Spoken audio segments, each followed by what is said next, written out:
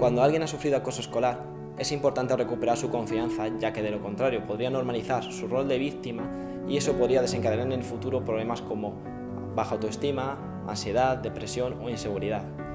Sabemos que es un proceso lento, es complicado y difícil, pero es importante que esas víctimas adquieran herramientas de asertividad para frenar cualquier tipo de maltrato.